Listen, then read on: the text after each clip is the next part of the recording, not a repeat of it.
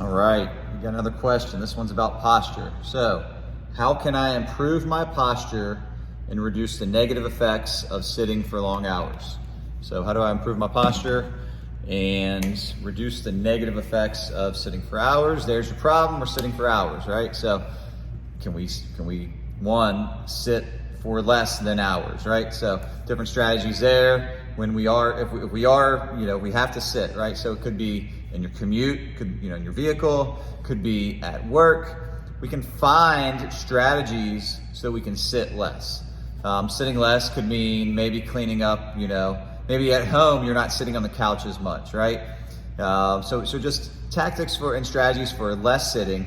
And then when we are sitting, it could be, okay, when I'm traveling, maybe I'm gonna stop and get gas a little bit more often, like every 2 to 3 hours, do a little stretch, that kind of thing. Maybe when I'm working, I set a little timer. Once an hour, I get up for say 3-5 minutes, start stretching.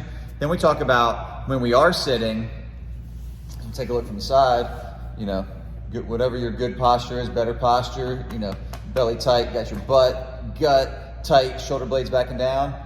We're not here. So the problem with sitting isn't necessarily sitting. Sitting tends to promote, the hip flexors. You've got this kind of tightening of everything that's in here because we are in a flexed hip position. We also have this rounded shoulder, rounded back position. So it does tend to promote less of a more optimal position. So whether it's sitting, standing, kneeling, we need good position. So the more that we think about butt tight, gut tight, shoulder blades back and down, the more that we practice that, the more that by default we will be in those positions. So we first try to reduce strategies for reducing time when you're sitting, figure that out. Then when we are forced to sit, we can, one, make sure that we're in a much better posture for much longer, and we're also taking little breaks.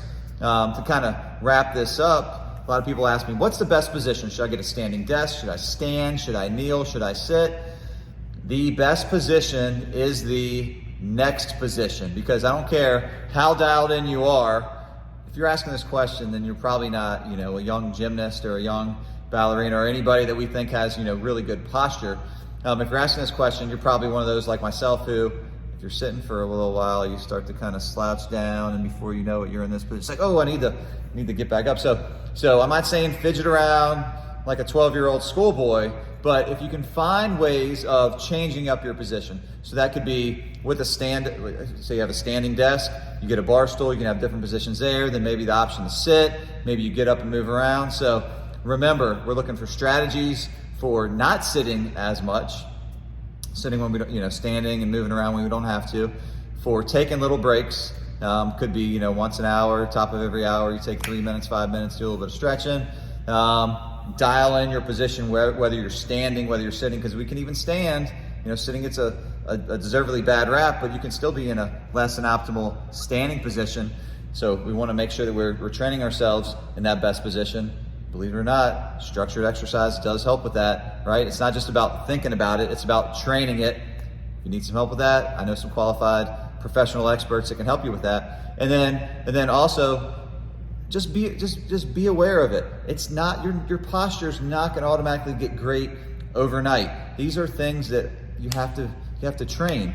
When you're doing high level desk work, your brain is not going to think about that. The way that your brain is going to tell your body to stay in a good position is if you've spent time training it outside of that stressful time, and then it'll correlate into times when you're subconsciously, your body's working, you're subconsciously will be able to hold your posture much better, much longer than if you aren't training those things. So there you go, lots of different tips and tricks. If you need some more guidance on how to make sure that you're improving your posture during prolonged sitting, hit me up.